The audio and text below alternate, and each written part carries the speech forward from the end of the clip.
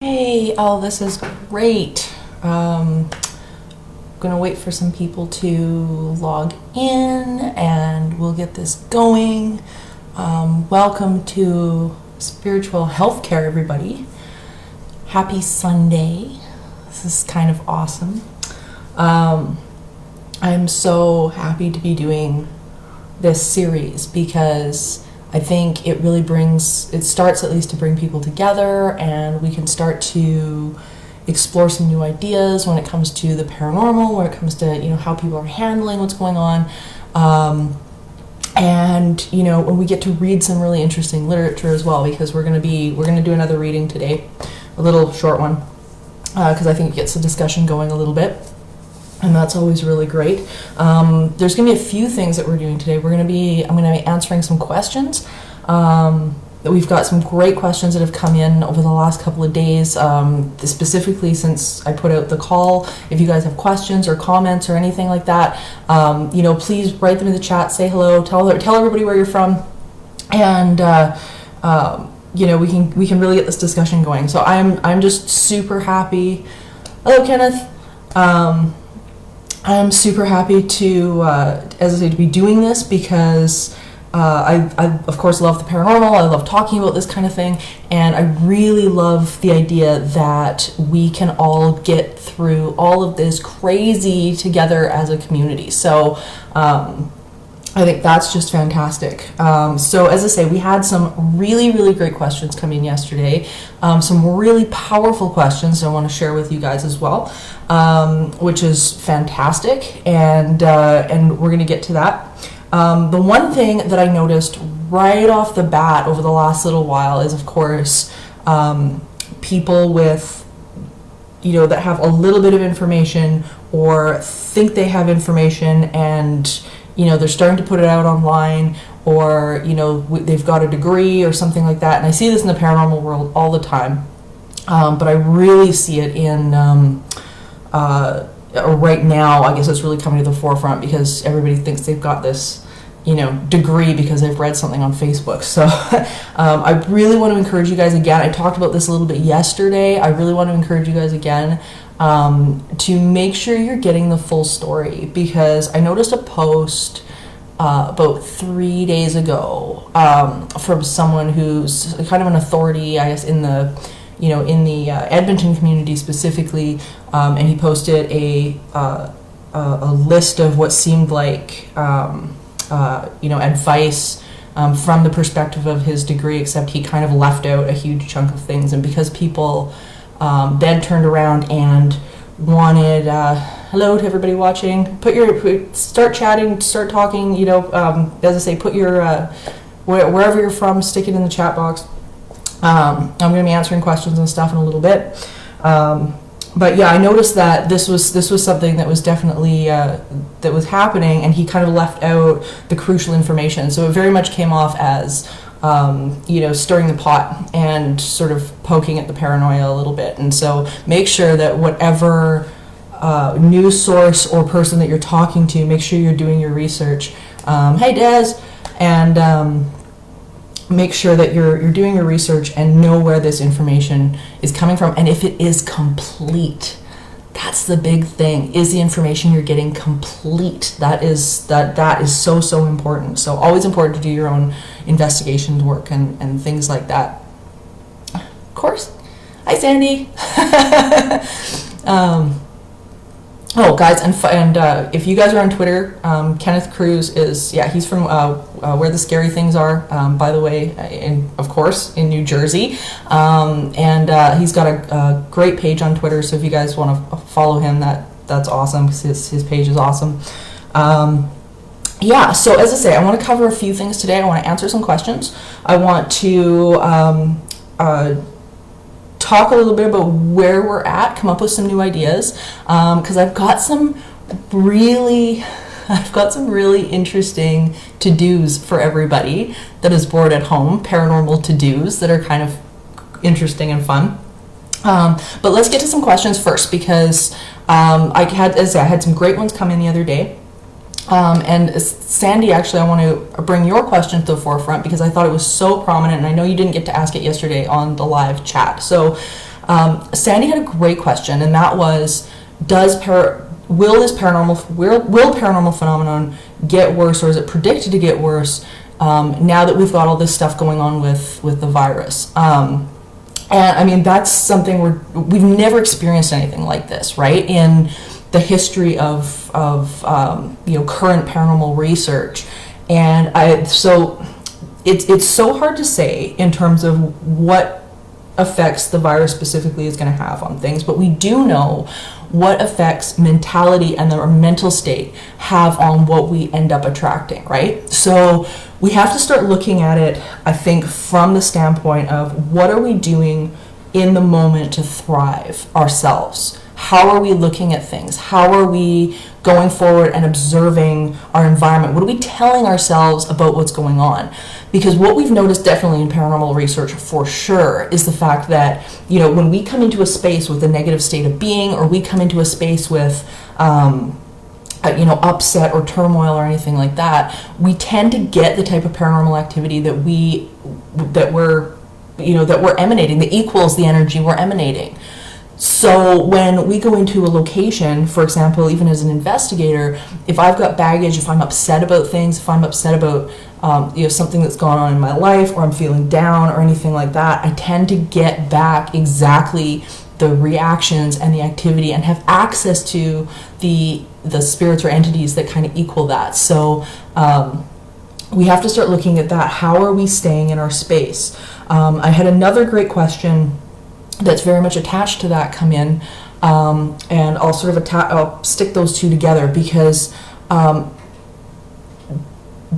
people were wondering what do people do, for example, when they are now stuck at home with a negative haunting or something that's really disturbing. What do we do about that? Because now, of course, a lot of people relied on work and things like that to kind of get away from things, and sort of put blinders on and ignore it. And one thing that I've noticed about this entire epidemic that's gone on is that it's making people really plug in and refocus on our problems. We kind of have to dump love back on ourselves a little bit. But the issue, sometimes when we dump love on something, it's like pouring water in a glass of dirt, right? You pour water in the glass of dirt and all the sediment comes up to the surface. So a lot of people are having, more trouble with things like anxiety, and when you get a situation like that, of course, if you've got a haunting that is more on the negative side, you're going to see that activity start to escalate, right? So we kind of want to think of entities like this as a vibrational indicator. How am I doing? Well, what am I bringing in? What activity am I getting around me? So in a way, they can be a positive thing in terms of, hey, they're making us accountable. Let's clean up our stuff, because once we clean up that emotional stuff, all the activity around us starts to just dissipate, right? So, and we start to tune into all the really good, fun, positive stuff, the fun paranormal stuff that we want to be plugged into, because there's so much of it out there. We'll talk about that in just a couple of seconds. So we have the potential here, I think, of accessing not only a part of ourselves, but a part of the spiritual realm and world, and become more conscious of what it is we're putting out there, so we know what it is that's in our environment that needs to be cleaned up, or that we're getting back. So whether or not the virus itself has got a impact on paranormal activity, I'm not sure, but I think definitely our state of mind, and how we're focusing, and if we're focusing on panic and upset and fear and missing family members and all of that kind of thing, we're definitely going to see an increase in the negative stuff, but it doesn't have to be that way. So that's my thoughts on that aspect of it. Now I want to get to an amazing question that came in, and I'm going to read it to you guys here because it was such a fantastic question, and she gave me permission to read this. So I'm going to do that. And with people, of course, dealing with things like loss and whatnot over the next little while, I definitely want to plug in this question to here. So this question came from Jennifer, and she said, I lost my dad to cancer on January 1st, 2020. I'm struggling just to get through every day. I very much want to know if he is happy and okay.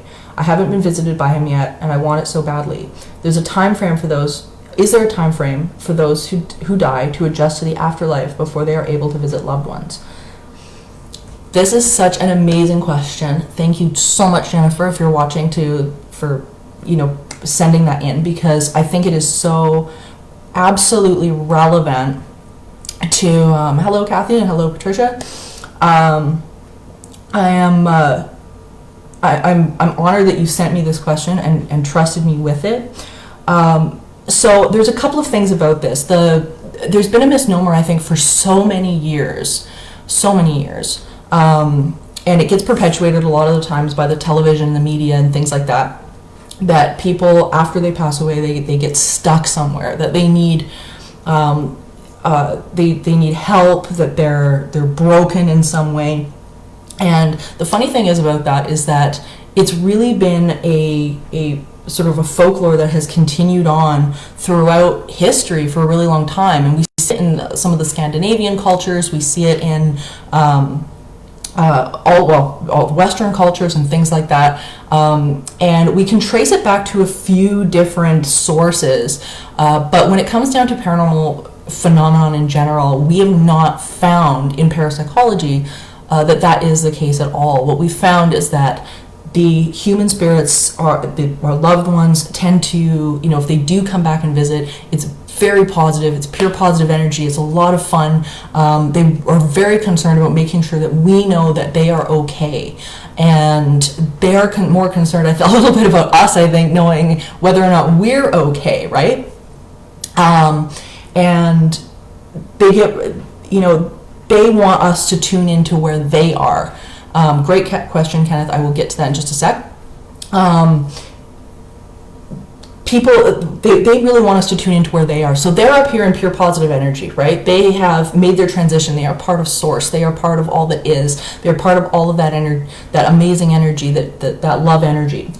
But as people, we're kind of left behind, right? We're stuck missing that physical form because we're so attached to physical form, and because everything is so real to us around us, right? We can pick it up and touch it and whatever, and we're not used to having this physical form kind of just disappear on us. It's disconcerting. We miss their laughter, we miss their presence, and so we're kind of stuck back in missing and lost. And if we think about our emotions, like I always say, on a continuum, you've got maybe the negative stuff on the one end, like grief or upset, all the way up to maybe frustration and boredom. And then on the other side, you've got, contentment and maybe fun and happiness and joy at the far end.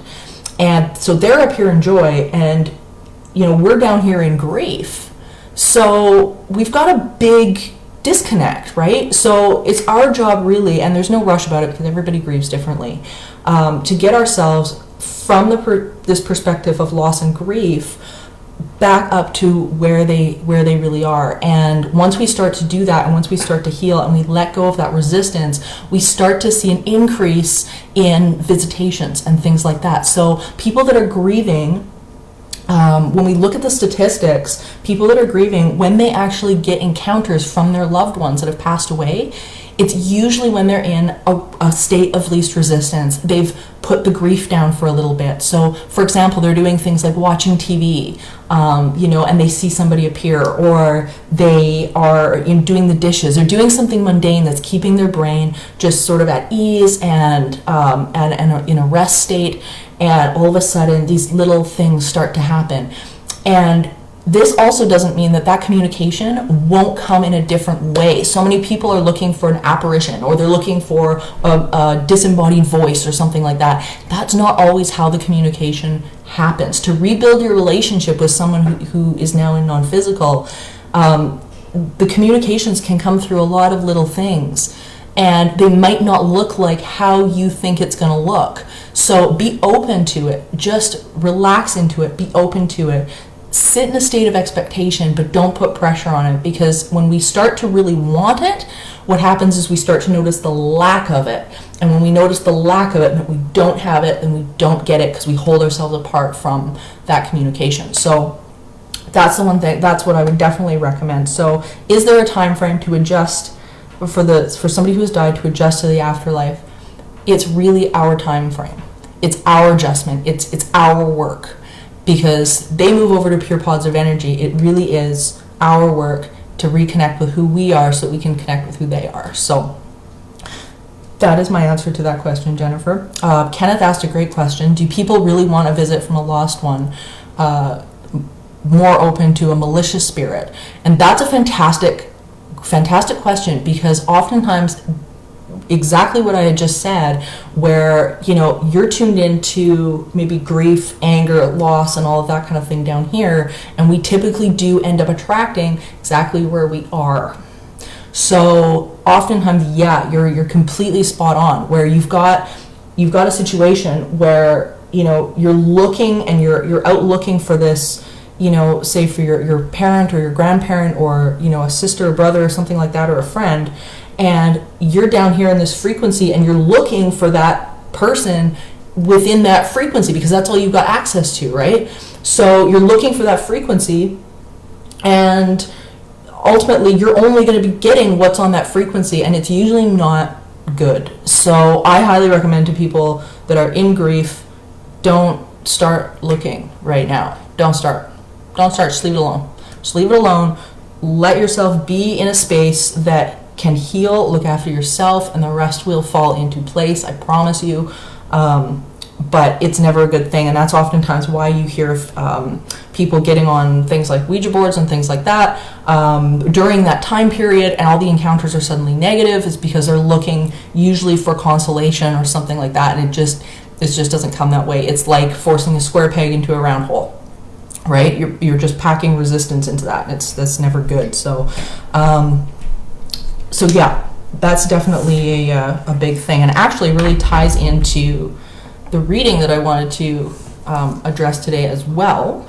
So today's book, Eckhart Tolle, Oneness with All Life. So this is inspirational selections from his book, A New Earth, which is amazing, and it really talks a lot about some of the things that we've just mentioned. So the ego, how we relate to grief and pain, and things like that. So I want to read you this little bit, because it absolutely applies to what we're talking about. It's one thing I really love about this, is the fact that everybody's question always ties into the next thing, and I think it's so neat. It's so divine. Whenever you become anxious or stressed, outer purpose is taken over, and you lost sight of your inner purpose. You've forgotten that your state of consciousness is primary, all else secondary. Why do anxiety, stress, or negativity arise? Because you turned away from the present moment. And why did you do that? You thought something else was more important. You forgot your main purpose. One small error, one misperception creates a world of suffering. True story. So it comes down to really how we're framing all this. And the one thing I say to my clients often is how are they looking at the activity? What filter are they looking at the activity, the paranormal activity through? And we have to take the same formula and apply it to the things that are going on right now. How are you viewing this outbreak? You know, if you're dealing with paranormal activity at the house, how are you dealing with that? How are you focusing on it? And I want to give you guys a couple of tools here, and I wrote them all down. And I'm actually going to be posting some of these on Entity Seekers, the Entity Seeker Facebook page here. And I thought these were just brilliant. So these actually come from sumaraz.com, and I thought these were fantastic, so I'm going to share them and I'm going to repost them. So when we start to reframe some of the things that are going on in our life and in our experience right now, that's where shifting our mindset from this negative state to a more positive outlook to create the reality that we want really starts to come from. It really does start from you. It's so easy right now to get lost in the lack of control that everybody's feeling right now about what's happening. So rephrasing things like I'm stuck at home can easily turn into I get to be safe in my home and spend time with my family, right? So if we start to shift that, and then when we start to look for solutions to that, we can start to figure out ways to, make future plans, do things like drawing and creating a story around it. I've been doing that lately. And that's been a lot of fun, is doing pictures and art and things like that and creating stories around it. So that's been a blast, and sort of prophesizing what I want to happen in the future. The phrase "I will get sick" can easily be turned into "I self-isolate and wash my hands." This will decrease my chances of getting sick, or this will keep me healthy longer. Because as soon as we start to use the phrase, sick or anything like that, the universe automatically, it really does get drawn to that, so being, anti-sick is not going to work. It doesn't really hear no. The universe doesn't hear no. So you want to phrase it in a way like, I'm grateful for my health, and health is my abundant state of being. Okay. Everything is shutting down, I'm panicking, can easily turn into the most important places, such as medical centers, pharmacies, grocery stores, are still open, right?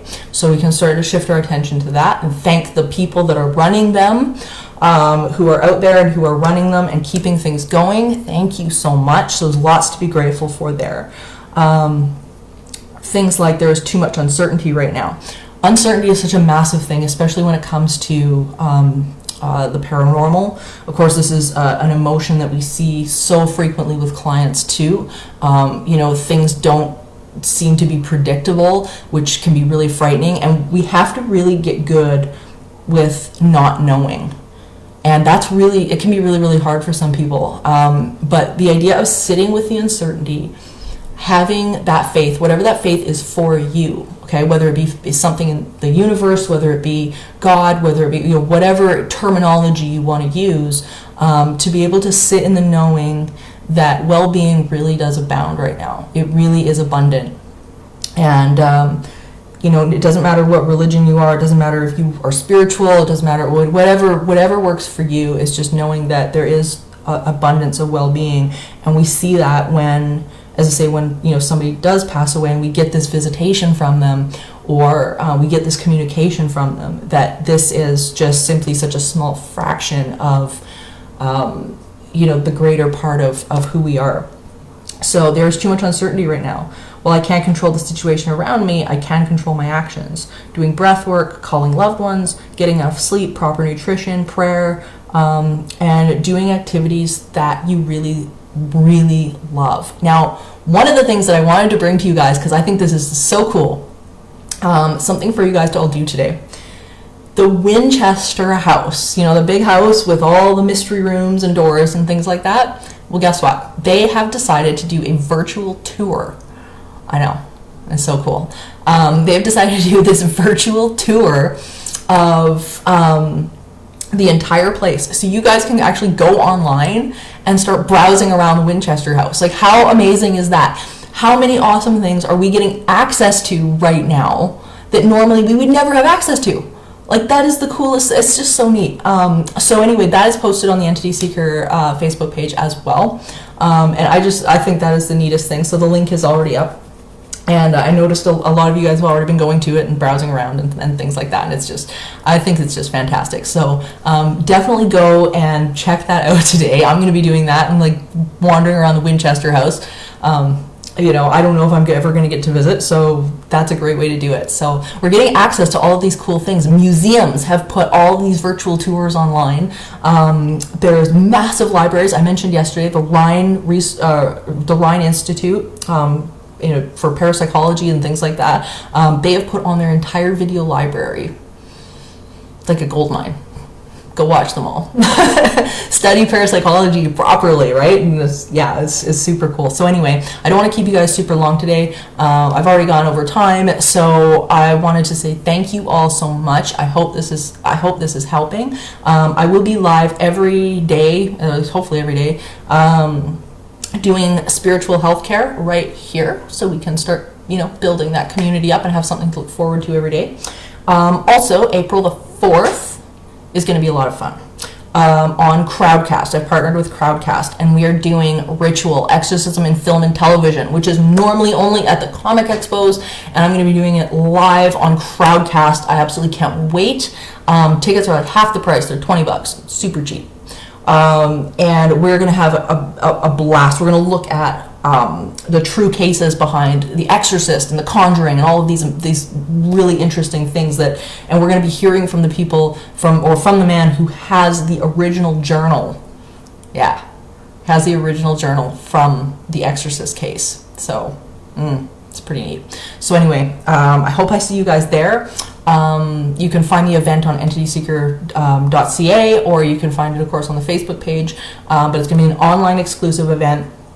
Please join me on April the 4th, 6 p.m. Mountain Time. It's going to be a blast. So we've already got people signed up from Australia and from Canada and from all over. So anyway, guys, stay safe. Enjoy your weekend. Have a happy Sunday. Relax, chill out. And I will see you guys tomorrow right here on Spiritual Health Care.